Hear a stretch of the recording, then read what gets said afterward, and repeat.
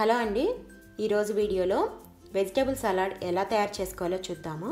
ఈ సలాడ్ తయారు చేసుకోవడం చాలా ఈజీ అండి. మనకి ఇంట్లో ఉండే కూరగాయలతోనే మనకి నచ్చిన విధంగా టేస్టీగా అయితే తయారు చేసుకోవచ్చు. ముందుగా దీనికోసం ఒక వెడల్పాటి బౌల్ తీసుకోవాలి. తర్వాత దీంట్లోకి సన్నగా తరిగిన కీరదోసకాయ ముక్కలు 1 కప్పు, టమాటా ముక్కలు 1/2 కప్పు.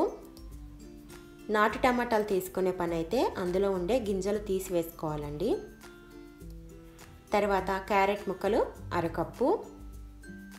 మన ఇష్టం అండి, మన దగ్గర ఇంట్లో ఏ కూరగాయలు ఉంటే మీకు ఏవైతే ఇష్టంగా ఉంటాయో అవన్నీ వేసుకొని సలాడ్ తయారు చేసుకోవచ్చు. ఉల్లిపాయ ముక్కలు 1/2 కప్పు. తర్వాత నేను దీంట్లోకి పచ్చిమిరపకాయ అయితే వేసుకుంటున్నానండి. మీరు ఇష్టం లేదు అనుకుంటే స్కిప్ చేసేసుకోవచ్చు. ఉడకపెట్టుకున్న పెసలు 2 టేబుల్ స్పూన్. అలానే ఇందులోకి నేను పల్లీలు కూడా వేసుకుంటున్నానండి. ఇవి కూడా 3 టేబుల్ స్పూన్ వేసుకున్నాను. వీటికి బదులుగా మనం స్వీట్ కార్న్ కూడా వేసుకోవచ్చు.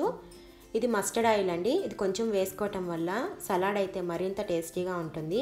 అది లేకపోతే మనం నువ్వుల నూనె కూడా వేసుకోవచ్చు.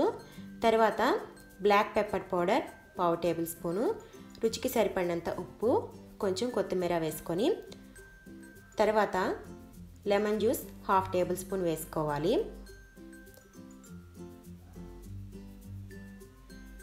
ఇప్పుడు ఇందులోకి నేను చాట్ మసాలా అయితే వేసుకుంటున్నానండి. ఇది కూడా మన దగ్గర ఉంటే వేసుకోవచ్చు, లేదు అనుకుంటే మనకి మిరియాల పొడి ఘాటు అనేది సరిపోతుంది.